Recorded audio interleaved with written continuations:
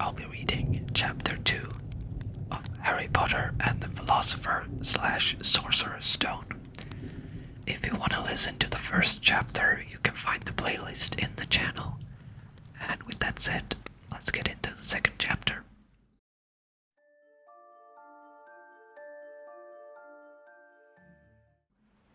Chapter 2: The Vanishing Glass.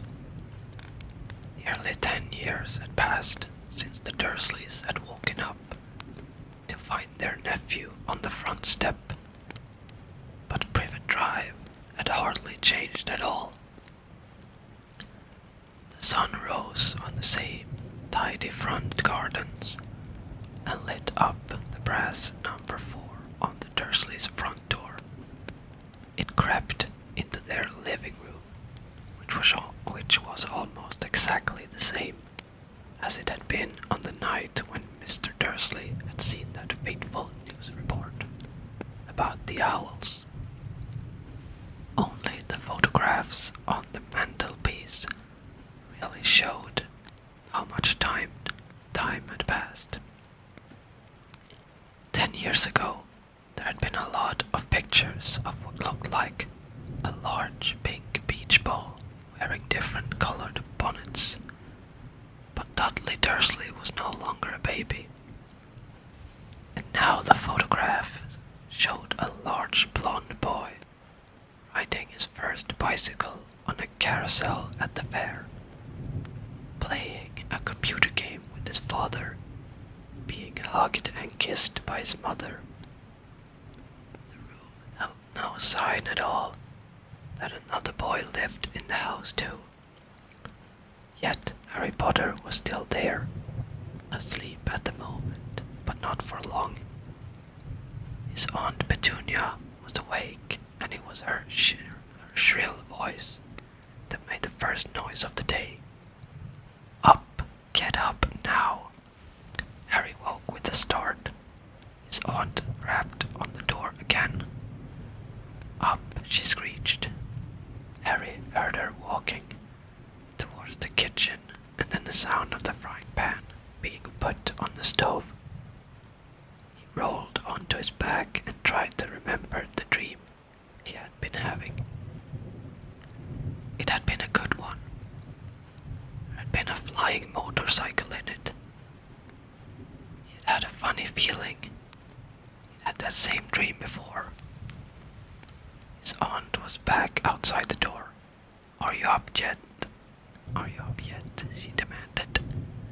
Nearly, said Harry. Well, get a move on. I want you to look after the bacon. And don't you dare let it burn. I want everything perfect on Dotty's birthday. Harry groaned. What did you say? His aunt snapped through the door. Nothing. Dudley's birthday. How could he have forgotten? Harry got slowly out of bed and started looking for socks. He found a pair under his bed, and after pulling a spider off one of them, he put them away. Harry was used to spiders because the cupboard under the stairs was full of them, and that was where he slept. When he was dressed, he went down the hall into the kitchen. The table was almost hidden beneath all of Dudley's birthday presents. It looked as though Dudley had gotten the new computer he wanted, not to mention the second television and the racing bike. Exactly why Dudley wanted the racing bike was a mystery to Harry, as Dudley was very fat and hated exercise, unless of course it involved punching somebody. Dudley's favorite punching bag was Harry, but he couldn't often catch him. Harry didn't look it, but he was very fast. Because it had something to do with living in a dark cupboard, but Harry had always been small and skinny for his age. He looked even smaller and skinnier than he really was, because he had to wear old clothes of Dudley's, and Dudley was about 4 times bigger than he was. Harry had a thin face, knobbly knees, black hair and bright green eyes. He wore round glasses held together with a lot of scotch tape because of all the times Dudley had punched him on the nose. The only thing Harry liked about his own appearance was a very thin scar on his forehead that was shaped like a bolt of lightning. He had had it as long as he could remember, and the first question he could ever remember asking his Aunt Petunia was how he had gotten it. In the car crash when your parents died, she had said, "Don't ask questions. Don't ask questions." That was the first rule for a quiet life with the Dursleys. Uncle Vernon entered the kitchen as Harry was turning over the bacon. "Comb your hair," he barked, by way of a morning greeting. About once a week, Uncle Vernon looked over the top of his newspaper and shouted that Harry needed a haircut.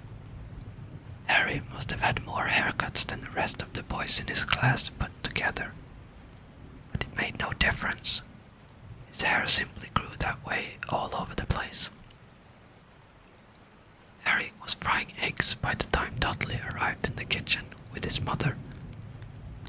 Dudley looked a lot like Uncle Vernon. He had a large pink face, not much neck, small watery blue eyes, and thick blonde hair that lay smoothly on his thick fat head. Aunt Petunia often said that Dudley looked like a baby angel. Harry often said that Dudley looked like a pig in a wig. Harry put the plates of egg and bacon on the table, which was difficult as there wasn't much room. Dudley, meanwhile, was counting his presents. His face fell. 36, he said, looking up at his mother and father. That's 2 less than last year. Darling, you haven't counted Auntie Marge's presents. See, it's here, under this big one from Mommy and Daddy. All right, 37 then, said Dudley, going red in the face.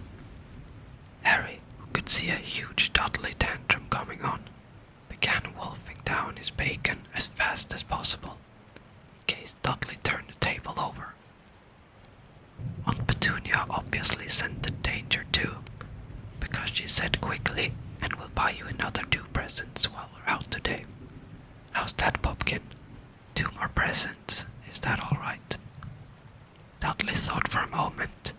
It looked like hard work. Finally he said slowly, "So I'll have 39 sweetums," said Aunt Petunia. "Oh," Dudley sat down heavily and grabbed the nearest parcel. "All right then." Uncle Vernon chuckled. "Little Tyke wants his money's worth, just like his father. Attaboy, Dudley," he ruffled Dudley's hair.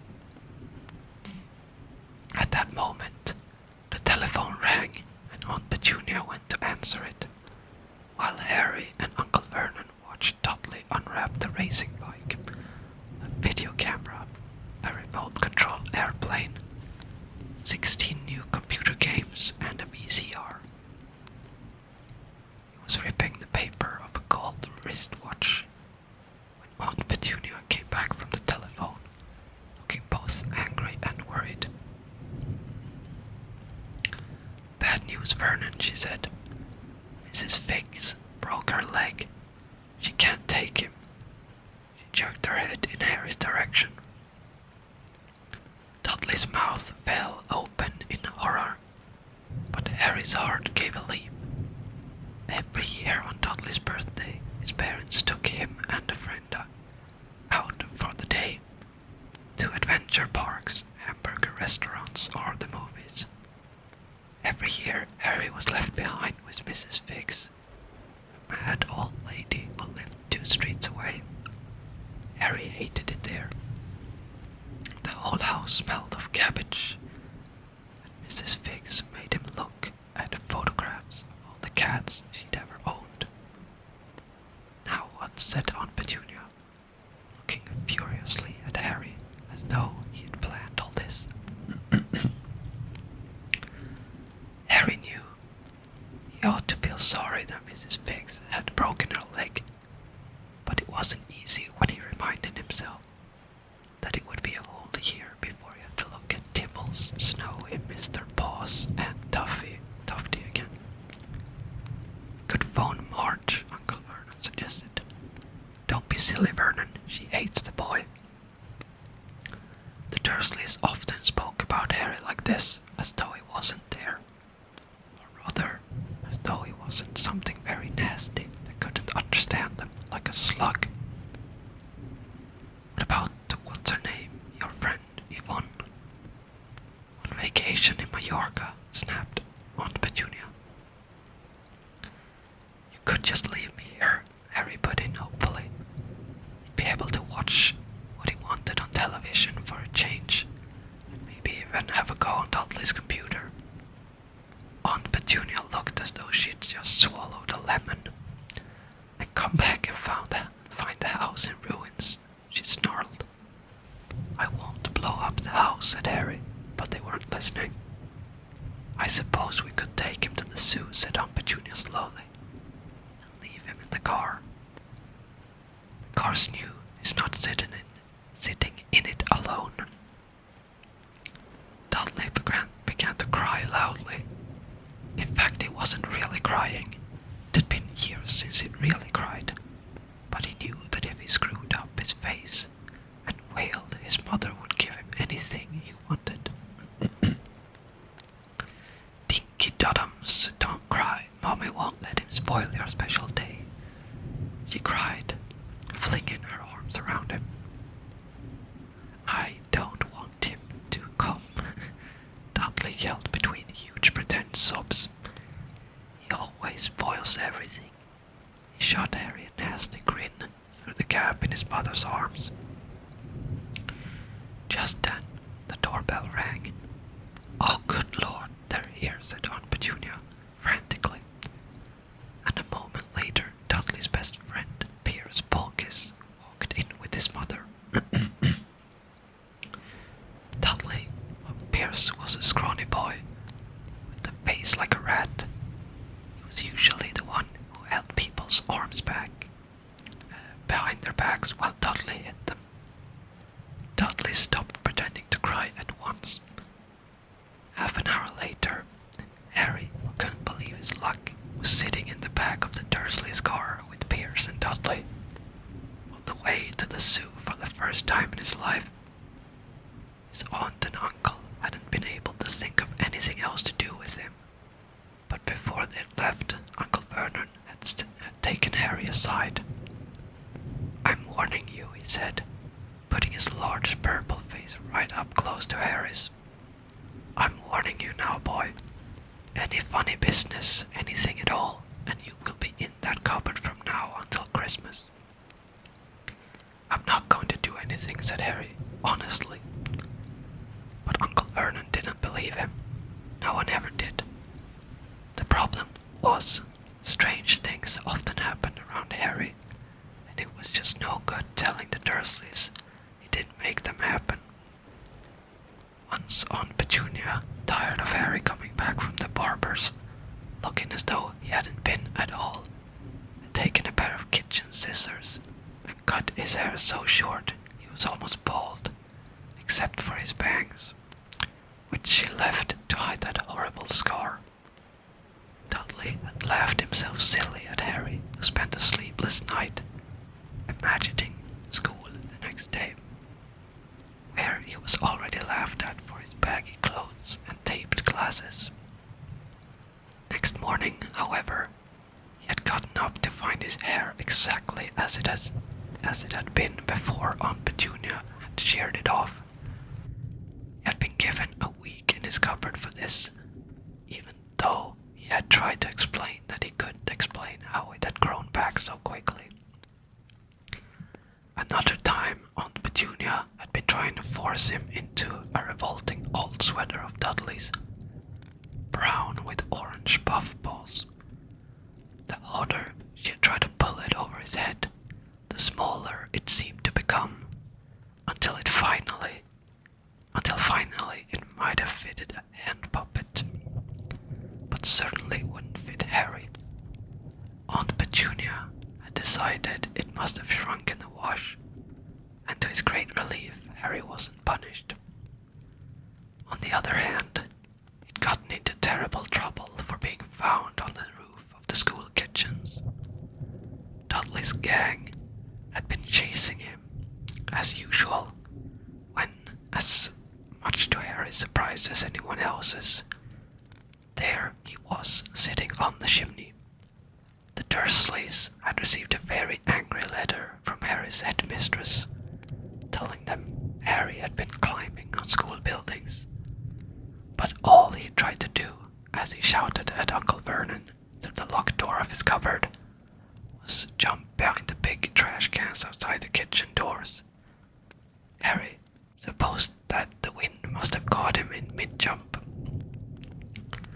But today nothing was going to go wrong.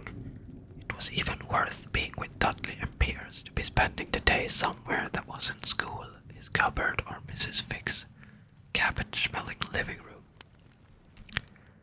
While he drove, Uncle Vernon complained to Aunt Petunia. He liked to complain about things. People at work, Harry, the council, Harry, the bank, and Harry were just a few of his favorite subjects. This morning it was motorcycles. Roaring along like maniacs, the young hoodlums, he said, as a motorcycle overtook them. I had a dream about a motorcycle, said Harry, remembering suddenly. It was flying. Uncle Vernon nearly crashed into the car in front. He turned right around in his seat and yelled at Harry, his face like a gigantic bead with a mustache. Motorcycles don't fly. Dudley and Pierce sniggered. I know they don't, said Harry. It was only a dream. But he wished he hadn't said anything.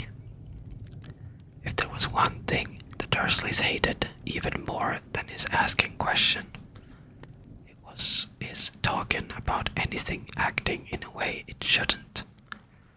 No matter if it was in a dream or even a cartoon. They seemed to think he might get dangerous ideas. It was a very sunny Saturday, and the zoo was crowded with families. The Dursleys bought Dudley and Pierce a large chocolate ice creams at the entrance, and then, because the smiling lady in the van had asked Harry what he wanted before they could hurry him away, they bought him a cheap lemon ice pop. It wasn't bad either, Harry thought, licking it, as they watched the gorilla scratching its head, who looked remarkably like Dudley, except that it wasn't blonde. Harry had had the best morning he'd had in a long time. He was careful to walk a little way apart from the Dursleys, so that Dudley and Pierce, who were starting to get bored with the animals by lunchtime, wouldn't fall back on their favorite hobby of hitting him. They ate in the zoo restaurant, and when Dudley had a tantrum because his knickerbocker glory didn't have enough ice cream on top, Uncle Vernon bought him another one, and Harry was allowed to finish the first. Harry felt afterward that he should have known it was all too good to last. After lunch, they went to the reptile house. It was cool and dark in there, with lit windows all along the walls. Behind the glass, all sorts of lizards and snakes were crawling and slithering over bits of wood and stone. Dudley and Pierce wanted to see huge poisonous cobras and thick man-crushing pythons. Dudley quickly found the largest snake in the place. It could have wrapped its body twice around Uncle Vernon's car and crushed it into a trash can. But at the moment, it didn't look in the mood. In fact, it was fast asleep. Dudley stood with his nose pressed against the glass, staring at the glistening brown coils. whined at his father. Uncle Vernon tapped on the glass, but the snake didn't budge. "Do it again," Dudley ordered. Uncle Vernon rapped the glass smartly with his knuckles, but the snake just snoozed on. "This is boring," Dudley moaned. He shuffled away. Harry moved in front of the tank and looked intently at the snake. He wouldn't have been surprised if it had died of boredom itself. No company except stupid people drumming their fingers on the glass, trying to disturb it all day long. It was worse than having a cupboard as a bedroom, where the only visitor was Aunt Petunia hammering on the door to wake you up. At least he got to visit the rest of the house. The snake suddenly opened its beady eyes. Slowly, very slowly. It raised its head until its eyes were on a level with Harry's. It winked. Harry stared. Then he looked quickly around to see if anyone was watching. They weren't. He looked back at the snake and winked too.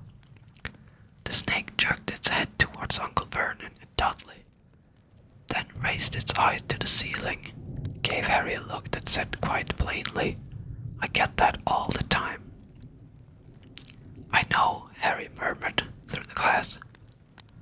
Though he wasn't sure the snake could hear him. It must be really annoying. The snake nodded vigorously. "Where do you come from anyway?" Harry asked. The snake jabbed its tail at a little sign next to the glass. Harry peered at it. "Boa constrictor, Brazil."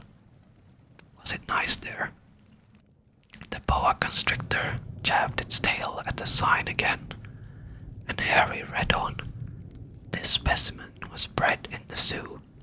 "Oh, I see, so you've never been to Brazil." The snake shook its head. A deafening shout behind Harry made both of them jump. "Dudley, Mrs. Dursley, come and look at this snake. You won't believe what it's doing." Dudley came waddling towards them as fast as he could. "Out of the way, you," he said, punching Harry in the ribs. Caught by surprise, Harry fell hard on the concrete floor. What came next happened so fast no one saw how it happened. 1 second, Pierce and Dudley were leaning right up close to the glass. The next, they had leapt back with howls of horror. Harry sat up and gasped. The glass front of the boa constrictor's tank had vanished. The great snake was uncoiling itself rapidly, slithering out onto the floor. People throughout the reptile house screamed and started running for the exits. As the snake slid swiftly past him, Harry could have sworn a low, hissing voice said, "Brazil, here I come. Thanks, amigo." The keeper of the reptile house was in shock, but the glass, he kept saying, "Where did the glass go?" The zoo director himself made Aunt Petunia a cup of strong sweet tea, while he apologized over and over again. Pierce and Dudley could only gibber. As far as Harry had seen, the snake hadn't done anything except snap playfully at their heels as it passed. But by the time they were all back in Uncle Vernon's car, Dudley was telling them how it had nearly bitten off his leg, while Pierce was swearing it has tried to squeeze him to death. But worst of all, for Harry at least, was Pierce calming down enough to say, "Harry was talking to it, weren't you, Harry?" Uncle Vernon waited until Pierce was safely out of the house before starting on Harry. He was so angry, he could hardly speak. He managed to say, "Go, cupboard, stay. No meals," before he collapsed into a chair and Aunt Petunia had to run and get him a large brandy. Harry lay in his dark cupboard much later, wishing he had a watch. He didn't know what time it was, and he couldn't be be sure that the Dursleys were asleep yet. Until they were, he couldn't risk sneaking to the kitchen for some food. He'd lived with the Dursleys almost 10 years. 10 miserable years, as long as he could remember. Ever since he'd been a baby and his parents had died in that car crash. He couldn't remember being in the car when his parents had died. Sometimes, when he strained his memory during long hours in the cupboard, he came up with a strange vision. A blinding flash of green light and a burning pain on his forehead. This, he supposed, was the crash, though he couldn't imagine where all the green light came from. He couldn't remember his parents at all. His aunt and uncle never spoke about them, and of course he was forbidden to ask questions. There were no photographs of them in the house. When he had been younger, Harry had dreamed and dreamed of some unknown relation coming to take him away. But it had never happened. The Dursleys were his only family. Yet sometimes he thought, or maybe hoped, that strangers in the street seemed to know him. Very strange strangers they were too. A tiny man in a violet top hat had bowed to him once, while out shopping with Aunt Petunia and Dudley. After asking Harry furiously if he knew the man, Aunt Petunia had rushed them out of the shop without buying anything. A wild-looking old woman, dressed all in green, had waved merrily at him once on a bus. A bald man in a very long purple coat had actually shaken his hand in the street the other day, and then walked away without a word. The weirdest thing about all of these people was the way they seemed to vanish the second Harry tried to get a closer look. At school, Harry had no one. Everybody knew that Dudley's gang hated that odd Harry Potter in his baggy old clothes and broken glasses, and nobody liked to disagree with Dudley's gang. Alright guys, that was the second chapter of Harry Potter and the Philosopher's Stone / Sorcerer's Stone. I hope you enjoyed it, and I'll see you next time. See ya.